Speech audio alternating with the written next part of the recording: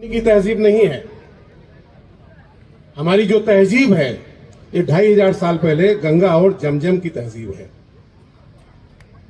मेरी बात को फिर से सुने, ये हमारी जो तहजीब है ये गंगा और जमजम की तहजीब है। उस गंगा और जमजम की तहजीब को जहां आज से 2500 साल पहले जो बौद्ध भिक्षु साल से पूरे जिस तरह से लड़ाई लड़ी जा रही है उस पर भी उनका एक गलत कब्जा है। मुस्लिम पर्सनल लॉ बोर्ड, मुस्लिम पर्सनल लॉ बोर्ड, पर्सनल का मतलब होता है व्यक्तिगत। अब इनमें इनकी क्या जरूरत है? हमारे सारे भिक्षु, मैं आपको बता दूं कि जो मुस्लिम पर्सनल लॉ बोर्ड है, मेरी खुद की जो तंजीम पूरे देश में लगभग 100 से ज्यादा है, हम साथ में हैं। हमारा जो ओबीसी समाज जिसका मैं लगभग आज 30-40 साल से पूरे देश में वर्क कर रहा हूं, ऐसा नहीं है कि सिर्फ मुस्लिम की बात है।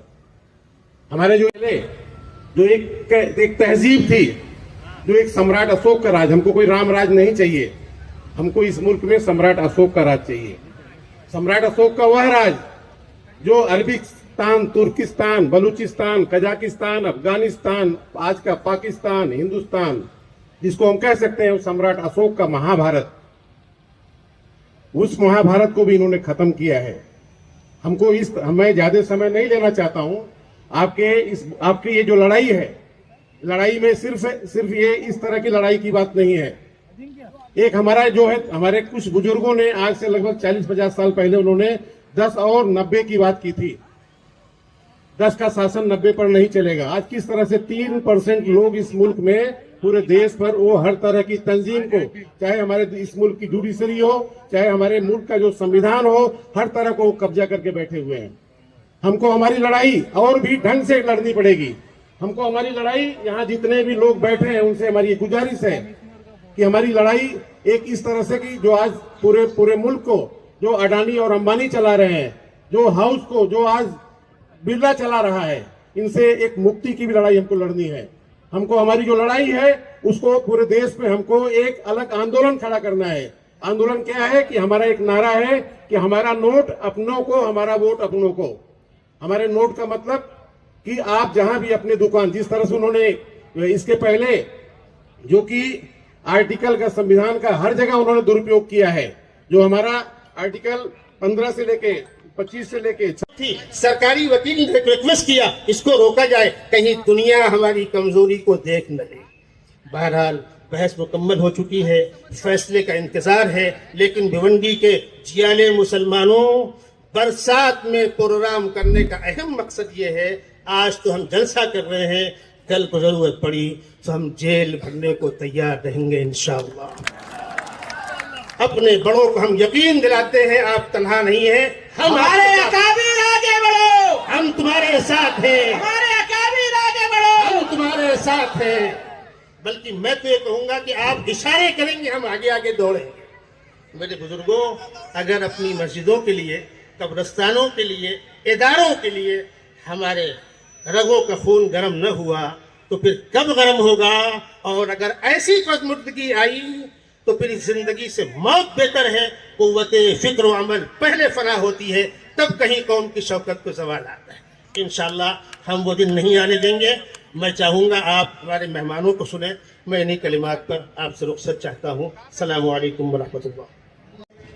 मेरे सब बहुत ही अजीज और सरपरस्त मौलाना महमूद दरियाबादी साहब, all India Muslim personal law board के तर्जुमान इलियास साहब, हमारे शहर के मेंबर ऑफ पार्लियामेंट जनाब बालिया मामा साहब, और एक्स मिनिस्टर जितेंद्र अवाल साहब, एक्स मिनिस्टर और मेरे सीनियर अमीन पटेल साहब, स्टेज पे तशरीफ फरमा तमाम उलमाए कराम और अलग अलग पॉलिटिकल पार्टी से आए हुए हमारे सारे लीडरान। यहाँ पर तफसील से वक्फ क्या है और क्यों जरूरी है ये हमारे लीडरान बोलेंगे। लेकिन ये जो लड़ाई है ये अकेले मुसलमानों की नहीं है। मैं यहाँ पर मौर्य साहब को भी देख रहा हूँ, हमारे बुद्धिस्ट भाइयों को भी देख रहा हूँ। ये लड़ाई जो है वो इस मुल्क के आईन, इस मुल्क के कॉन्स्टिट्यूशन को बचाने की लड़ाई है।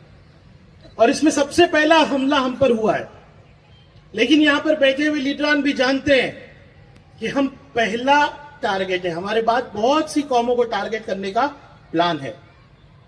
वक्फ के ताल्लुक से पार्लियामेंट में लंबी बहस हुई, मुफ्ती साहब ने बताया, लेकिन बहस में जिस तरह से हमने हकीकत बताई, हमारे लोगों ने हकीकत बताई, फिर भी बेशर्मों की तरह ये जो लोग पावर में बैठे हैं, इन्होंने जब तय कर लिया कि जुल्म करना है तो इन्होंने इस जुल्म के तरीके से उस कानून को नाफिज कर दिया।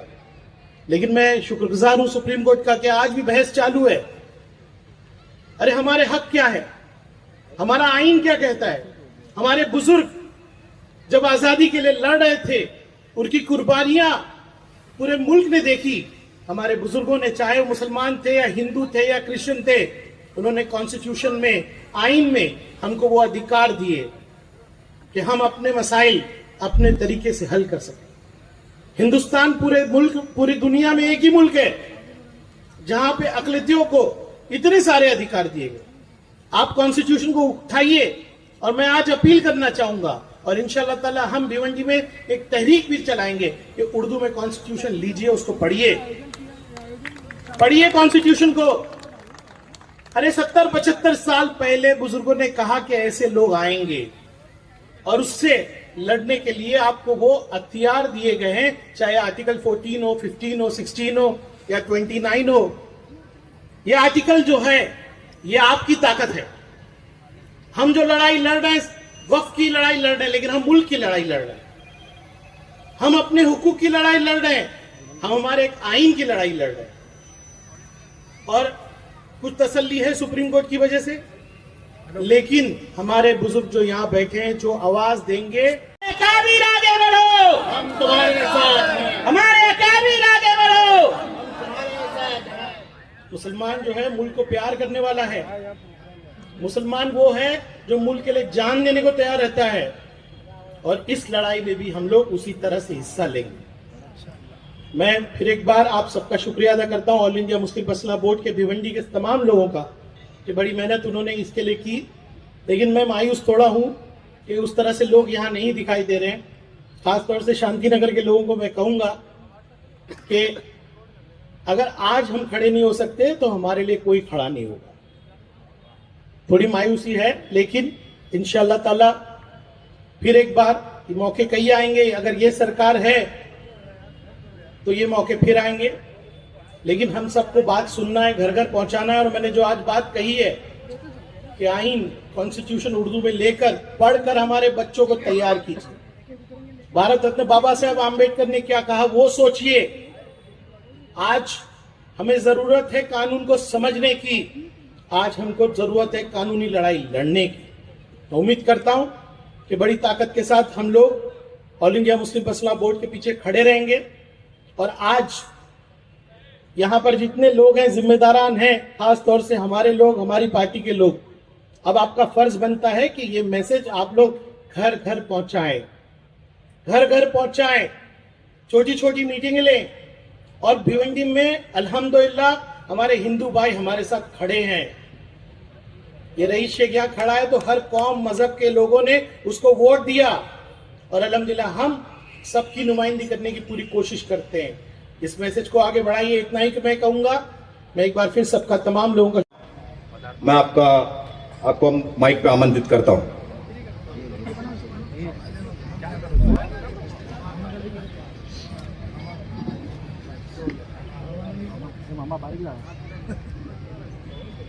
मंच पे उपस्थित भिवंडी मुंबई से सभी मौलाना साहब, आदरणीय जितेंद्र जी आवाड़ साहब, अमीन जी पटेल साहब, रईस जी शेख साहब, मंच पे उपस्थित सभी महानुभाव और आज के इस सभा में उपस्थित भिवंडी के तमाम भाइयों, वक्फ अमेंडमेंट बिल 2025 ये जो बिल की जो जेपीसी बनाई थी, वो जेपीसी भी मैं खुद था। जो बहस आपने लोकसभा में देखी, एक दिन में सवेरे 12 बजे से लेके रात को 2:30 बजे तक, उससे पहले 6 महीना जो वह बोर्ड में बहस चली जेपीसी कमेटी में, वो आपने देखी नहीं, सिर्फ सुनी होगी। और जितने भी विपक्ष के एमपी थे, मैं पहले तो जब वो बिल पास होने जा रहा था तभी मैं अपसेट था। मैंने सभी से तभी माफी भी मांगी। कुछ कुछ बातें ऐसी रहती है कि तभी मेरी तबीयत ठीक नहीं थी। अभी भी ऐसा हुआ था, मौलाना साहब आए, 15 मई को मेरा वीजा भी आया था हांगकांग से और मेरा पूरा बुकिंग हुआ था। और मेरे को कुछ भी 1 जून के बारे में कुछ भी पता नहीं था। मैं 3 तारीख को आने वाला था, तो कल मतलब आज के सवेरे 3 बजे मैं इस सभा के लिए आ पहुंचा। टूर का था वो कैंसिल कर सकता था, पर जो मेरी सेहत ठीक नहीं थी उसके बारे में बहुत लोग ने बहुत कुछ कुछ बोला। मैं उसके बारे में कुछ नहीं बोलना चाहता हूं, पर मैंने तभी भी सभी को कहा था कि वह जेपीसी में जितने भी मेंबर हैं, आप सभी से पूछ सकते हो कि मेरी भूमिका क्या रही। ओवैसी साहब को भी आप पूछ सकते हो, मैंने सभी भिवंडी वालों को बोला था। देखो उस टाइम तो हम पूरी तरह से बिल के खिलाफ थे। हमारी पार्टी राष्ट्रवादी कांग्रेस पार्टी शरद चंद्र पवार साहब की जो इस बिल के खिलाफ थी, आज भी खिलाफ है और आने वाले कल में भी हम इस बिल के खिलाफ है। मैं खुद हमेशा एक ही बात बोलता हूं कि किसी भी, देखो हिंदुस्तान एक ऐसा देश है जहां सभी जाति धर्मियों के लोग रहते हैं। मेरा खुद का एक पर्सनल कहना है कि किसी भी जाति धर्म के इसमें किसी को भी दखल अंदाजी नहीं करनी है। ठीक है, रईस शेख साहब ने कहा कि आज ये मुस्लिम समाज के ऊपर घड़ी आई है, कल हो सकता है हिंदू में भी ऐसा आ सकता है कि मंदिरों में और कुछ 2-3 नॉन हिंदू रहेंगे। मेरा यही कहना है, देखो मेरा धर्म यही सिखाता है कि मैं मेरे धर्म का पालन करता हूं, पर देश के सभी धर्म का आदर और सम्मान भी करता हूं। और कभी भी किसी भी धर्म के अंदर कोई भी दखल अंदाजी करे, ये मुझे बिल्कुल ही पसंद नहीं।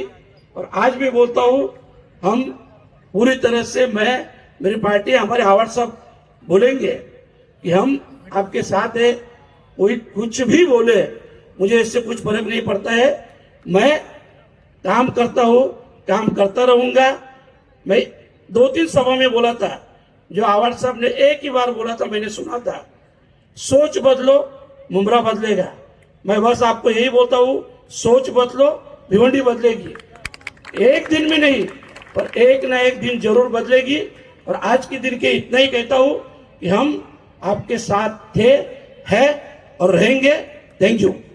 कि हम ये वक्फ अमेंडमेंट एक्ट ला करके जो हमारे बुजुर्गों ने जो मिलकत, खुद की अपनी मिलकत जो अल्लाह की राह में वक्फ की है, उस पर वो कब्जा कर लेंगे। मेरे पहले मुफ्ती साहब ने ये बताया आपको। आज हुकूमत अपनी ताकत के नशे में है, वो किसी की कोई बात सुनने के लिए तैयार नहीं है। पार्लियामेंट में भी सेकुलर जहनियत के मालिक अफराद ने भी इस बिल की मुखालिफत की थी, लेकिन चूंकि हुकूमत ताकत के नशे में है, वो कुछ सुनने के लिए तैयार नहीं है। एक ऐसा बिल पेश करके उसे मंजूर करा के काले कानून की शक्ल में उसे बना दिया गया। उसके जरिए से हमारे हुकूक की पामाली हो रही है। हम तशवीश के शिकार हैं, परेशान हैं, मुस्तरीब हैं और हमने पूरी मिल्लत हमारी तशवीश में मुब्तला है, परेशान है, इज़्तिराब का शिकार है। लिहाजा हम हुकूमत से मुतालबा करते हैं इस जलसे के जरिए से कि जिस तरह से हुकूमत ने ये काला कानून बनाया है उसी तरह से वो इस काले कानून को मनसूख करे, वापस करे। हम इस कानून से किसी भी हाल में राजी नहीं हैं, न आज राजी हैं न कल राजी होंगे। बस इतना ही कह के मैं आपसे विदा। न माजी में कभी मानी गई है, न आज हम इस बात को कबूल कर सकते हैं, और हम यकीन के साथ कहते हैं कि ये वक्फ का कानून जो शरीयत का हिस्सा है कयामत तक अपनी असली हालत पर बाकी रहेगा। इंशाल्लाह इंशाल्लाह। नारे तकबीर, नारे तकबीर, मुस्लिम फैसला बोर्ड। हमें सुप्रीम कोर्ट के ऊपर एतमाद और भरोसा है। हमने हमेशा इसी बात का इजहार किया है। बाबरी मस्जिद के ताल्लुक से जो फैसला आया, अगर आप फैसले से पहले की सारी अगर शिक़ें पढ़ेंगे तो आपको अंदाजा होगा कि फैसला तो हमारे हक में था।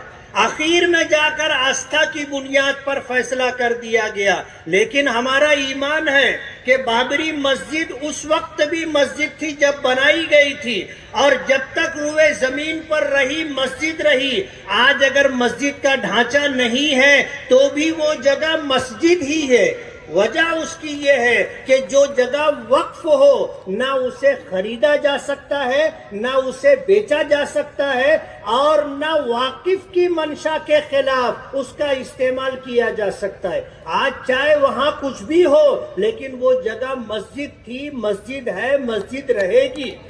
और हम आने वाली नस्लों को ये पैगाम दे करके जाएंगे कि ये जगह मस्जिद थी, ये मस्जिद है और मस्जिद रहेगी।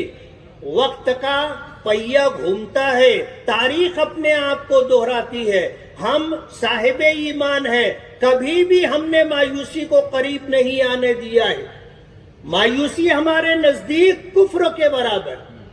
इसलिए हमें अदलिया पर एतमाद और भरोसा है, और इंशाअल्लाह सुप्रीम कोर्ट से फैसला इंशाअल्लाह हमारी शरीयत के मुताबिक वक्फ के जो कवानीन पहले थे उसी के हक में आएंगे इंशाअल्लाह सुम्मा इंशाअल्लाह। पहले ही साफ तौर पे बता देना चाहता हूं कि हम वक्फ बिल जो बीजेपी और उसके दोस्तों ने पास करवाया है, जो जुल्म और जबरदस्ती का नमूना है, उसका विरोध करने के लिए हम एक हुए। मैं मायूस हूं कि कुर्सियां खाली है। कोई भी लड़ाई ऐसी लड़ाई नहीं जा सकती। जब तक आप साथ नहीं दोगे तब तक ये लड़ाई किस काम की, और ये लड़ाई है किसके लिए मुझे नहीं मालूम। किताबों में क्या लिखा है, पर मैं एक सवाल पूछना चाहता हूं, कब्रिस्तान के लिए जमीन कहां से लाओगे? मस्जिदों के लिए जमीन कहां से लाओगे? ये सरकार यही चाहती है कि तुम घटने पे आ जाओ। कब्रिस्तान चाहिए, जाओ कलेक्टर के पास, घुटने के बल खड़े रहो, मांगो उसके पास कब्रिस्तान दो भाई, कब्रिस्तान दो, देगा गवर्नमेंट। और अगर नहीं देना है तो जैसे अदानी को यतीम खाने की जमीन दे दी, एक बड़े रास्ते पे, याद है ना तुमको? देखो कुछ गलतियां हमारी भी हुई है। मैं वक्फ का मिनिस्टर था, मैं माइनॉरिटी का मिनिस्टर था। क्यों अमीन भाई, याद है ना आपको? मेरे पास एक फाइल आई, देखो मैं हक से बात कर सकता हूं कि मैंने काम किया है। वो फाइल नागपाड़े के अहम जमीन की थी। सब बताऊंगा अमीन भाई, सब बताऊंगा, क्योंकि मैंने किया है। मैंने फाइल पढ़ी तो मेरे दिमाग में आया कि वक्फ क्या है। जहां तक मेरी सोच है, वक्फ ये दान है, दान, चैरिटी है। और वंस एक बार तुमने दान कर दिया तो वापस लेने का हक तो तुमको किसी को भी नहीं है। जैसे महाभारत में है कि कर्ण को बचाने के लिए भगवान ने उसको कुंडल दिया था यहां पे, तो उसके शरीर को कोई छेद नहीं सकता था, तो भगवान ने खुद जाके उसको दान मांगा कि तेरे कुंडल दे दे, तो उसने कुंडल निकाल के दे दिए, वापस नहीं ले सका और मौत को बुलावा दे दिया। तो दान एक ऐसी चीज है जो दी जाती है वो वापस नहीं दी जाती। जब हमारे पुरखों ने कोई जमीन अपने दिल से मुसलमानों के लिए, इस्लाम के लिए, धर्म के लिए दी है तो दी है। तो मैंने ये सोच के वो फाइल पे लिख दिया कि once a Waqf always a वक्फ। वो जमीन किसकी थी? वो जमीन का किसका झगड़ा चालू था? अमीन भाई को मालूम है। उस पे ही, उस जमीन पे ही मोइन मियां साहब का अधारा है, जो मुसन्ने मियां एक जमाने में वहां बैठे करते। मैंने बोला ये जमीन कमर्शियल यूज में नहीं आ सकती, ये वक्त की जमीन है। और बाद में जब मैं वहां घूमने गया तो वहां, अमीन भाई अगर मैं गलत हूं तो कम से कम 7 मजार है, 12 मजार है। तो हमारे हाथ से गलतियां हुई, उस गलतियों की सजा अगर आने वाले नस्ल को नहीं मिलनी चाहिए। तुमको कानून बनाना है, बनाओ, लेकिन यह कानून बनाओ कि वक्फ की जमीन जो भी बेचेगा वो जेल में जाएगा। लेकिन यह कानून मत बनाओ कि सरकार वक्फ की जमीन बेचेगी, वो तुम्हारे बाप की जमीन नहीं, हमारे पुरखों की जमीन। और ये हिंदू मुसलमान का कुछ लेना देना नहीं है इसमें। ये सीधा सीधा दस्तूर पे हमला है। डॉक्टर बाबा साहब अम्बेडकर आर्टिकल 19 के तहत ये कहते हैं कि आपको धर्म की आजादी है, फ्रीडम ऑफ रिलीजन है, तो है। अगर हमारे धर्म में, इस्लाम में कहा जाता है कि वक्फ की जमीन का इस्तेमाल सिर्फ इस्लाम के लिए होगा, धर्म के लिए होगा, वहां पे कब्रिस्तान बनेंगे, वहां पे मस्जिदें बनेगी, वहां पे तालीम के लिए अदारे बनेंगे, मदरसे बनेंगे, बनेंगे, क्यों नहीं बनेंगे? बनेंगे, हमारा हक है। आप क्या करना चाहते हैं? आप कौन से जमीन की बात करते हैं? मस्जिद के? अरे दिल्ली में जो सबसे बड़ी बड़ी जमीनें हैं जो खुली दिखती है वो किसकी है? हुमायूं का मकबरा जिस जगह पे है उसके बाजू में 17 एकड़ की जमीन है, वो किसकी है? वो जमीन वक्फ की जमीन है। इनकी नजर उन सब बड़ी जमीनों के ऊपर है। सरकार क्या सौदा कर रही है क्या? सरकार सब जमीनें बेचनी चाहती है। आपको मालूम नहीं है, जब ये सब चालू था तब आरएसएस का जो मुखपत्र है, जिसको ऑर्गेनाइजर कहते हैं, उस ऑर्गेनाइजर में एक लेख आया, एक लिख के आया कि जितनी बड़ी जमीनें मुसलमानों की है उससे बड़ी जमीनें क्रिश्चियनों की है। आपको मालूम है उसके बाद क्या हुआ? 24 घंटे के अंदर वो पूरा ऑर्गेनाइजर का जो किताब छप के आया था वो वापस ले लिया, क्योंकि दुनिया से दबाव आया कि आप ये नहीं कर पाओगे। हम दबाव डालने में कम गिरते हैं, क्योंकि हमारे लोग जब अपने खुद पे आ रहा है तब बाहर नहीं निकलने वाले, तो कब निकलेंगे? बात सुप्रीम कोर्ट की हो रही थी, किसी ने बताया कि सुप्रीम कोर्ट में कहा गया कि ये लाइव मत दिखाओ। आपको मालूम है सुप्रीम कोर्ट में his lordship justice Sanjay Khanna को तुषार मेहता ये कहते हैं कि Tushar ji, your lordship please don't intervene. किसको कहते हैं? सुप्रीम कोर्ट के चीफ जस्टिस को कि आप बीच में मत आइए, आप झगड़ा लगाने का काम कर रहे हो। सुप्रीम कोर्ट के जज ने क्या पूछा कि शाहजहां के जमाने में अगर कोई मस्जिद बनी है तो पेपर क्या आप शाहजहां से मांगने जावे क्या? क्या गलत कहा? अरे जो मस्जिदें 500, 700, 800 साल, 400 साल पहले बनी है, उसके कागजात कहां से लाए? कहां से उसका लीज एग्रीमेंट लाए? और इसीलिए ये लड़ाई जितनी समझते हो उतनी आसान नहीं है। मुझे मालूम नहीं सुप्रीम कोर्ट क्या करेगी, लेकिन मैं एक नमूना बताता हूं। आपने निशिकांत दुबे का नाम सुना है? सुना है क्या?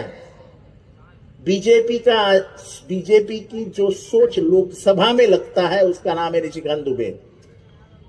अमीन भाई, रईस भाई, उसने क्या कहा मालूम? उसने कहा कि संजीव खन्ना यानी चीफ जस्टिस के बारे में वो कहता है कि संजीव खन्ना जो बयान ऊपर बैठ के कर रहे हैं, इस देश में वो सिविल वॉर लगाना चाहते हैं। मैं इस बात को ये नहीं कहता हूं कि उनके दिल में क्या था, लेकिन उनके दिमाग में ये जरूर था कि सुप्रीम कोर्ट वैसी ही चाल चलनी चाहिए जैसे सरकार को चलनी है। तो वह सुप्रीम कोर्ट का एक हक है जिसको हम जुडिशियल रिव्यू कहते हैं।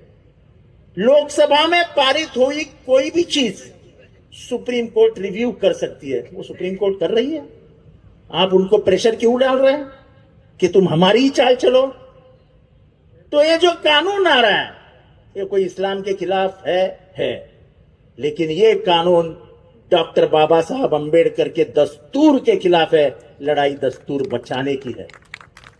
तो जो कानून बना है और जो 48 तरमीमात इसमें की गई हैं, वो सब के सब काबिल रद्द है, इसलिए वो हिंदुस्तान के दस्तूर से मुतसादिम है, उससे कंट्राडिक्ट करती। हम ये कहना चाहते हैं कि दस्तूर की दफा 14, 25, 26, 29 और 300 इन सब से मुतसादिम है। हिंदुस्तान के दस्तूर में ये बात कही गई है कि आप कोई ऐसा कानून नहीं बना सकते जो तफरीक पर मबनी हो, जो डिस्क्रिमिनेशन पे मबनी हो। आप देखिए कि ये कानून डिस्क्रिमिनेशन पे इस तरह मबनी है कि जो तहफ़्फ़ुज़ात, जो प्रोटेक्शन औकाफ को मिले थे, बिल्कुल उसी तरह के प्रोटेक्शन सिखों के औकाफ के लिए मौजूद है, हिंदुओं के औकाफ के लिए मौजूद है, बुद्धिस्टों के औकाफ के लिए मौजूद है और औकाफ के लिए मौजूद है। सिर्फ वक्फ के कानून में से वो प्रोटेक्शन विड्रॉ कर लिया गया, उसको छीन लिया गया।